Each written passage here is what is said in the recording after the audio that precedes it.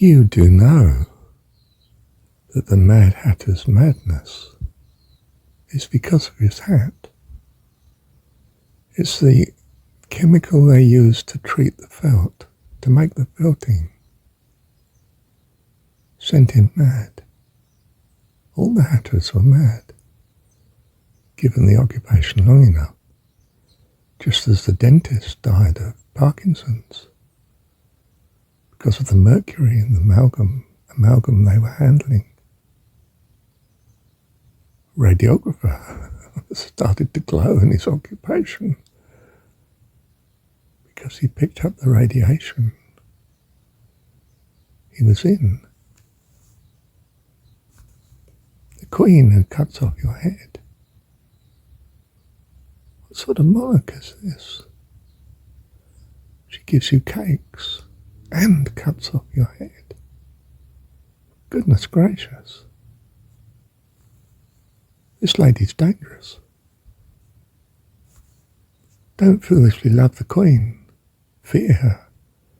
Get away from her as fast as you can. Whatever you do, do not be in her courts. For she may cut off your head after tea, when you've fallen into disfavour.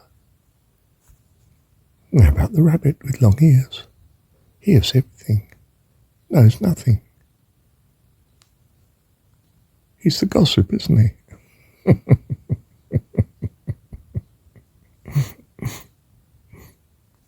Harmless, you might think. No, he digs so many holes at society the ground collapses. Don't underestimate gossip, say the Buddhists. The accumulation of so much gossip is the main road to damnation. Gulliver is the giant who's tied down by the little people. Why? Because he fell asleep. He stopped being conscious of what was going on around him. Do not be tied down by the little people. They will exploit you because they have great needs, of course. And that need does not include loving you,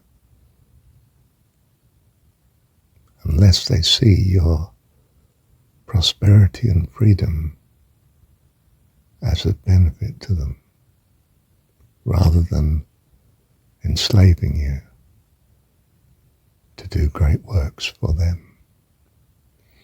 This is how we treat God.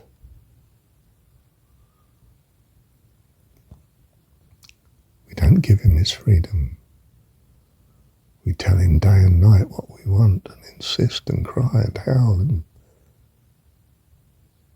because we do not feel his freedom of life is our life too.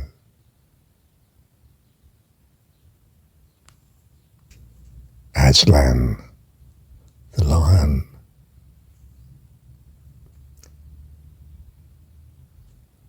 sacrifices himself in the battle for our sakes.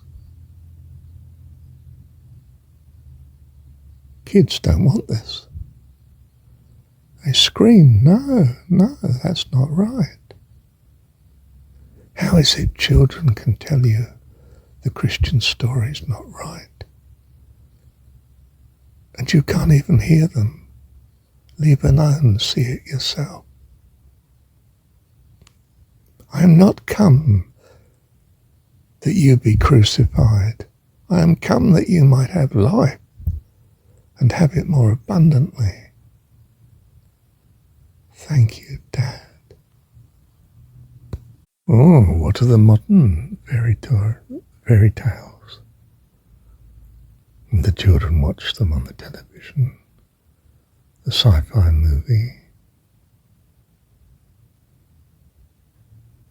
Is it man struggling with the ghastliness that he creates in the world and overcomes? Or does he challenge the infinite unknown of the universe and overcome.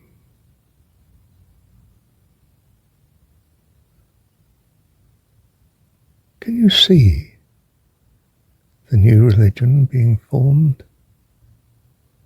These stories, these myths that become legends, that become written, concrete, materialized, legalized, then seized by the mentally ill, what Jordan Peterson classifies as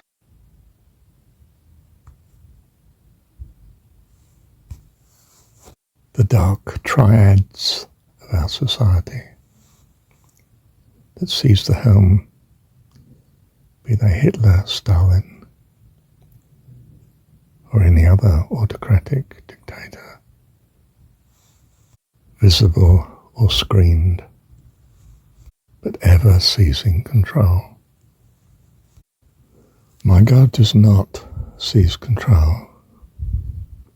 He has it, of course, but He's given us a classroom, an experience, a universe in which we can play at being in control and learn accordingly,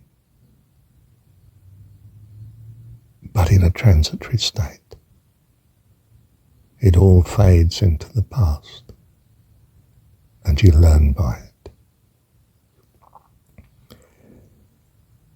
That learning can be terribly troublesome, and it's not necessarily the way to go. You can always choose to listen to Dad's wisdom,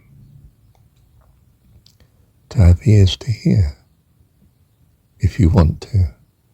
But if you strongly want to do what you want, you may. Cost you is enormous in the transitory, that you might have life eternal in the eternal, and that's what counts. He is a loving Dad, not a triadic leader. He is a God of love, not a war god from the mountains, thundering and blasting, and breathing fire and condemnation, judgment, law and order, obedience, suppression. Not a triad, but our Dad. We are His children, and we trust Him utterly. For in Him we surmise that we live and move and have our being, that He holds life eternal for Himself and His family.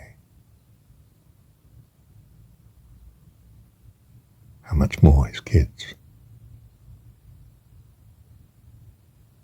Love you, Dad. Thank you, Dad.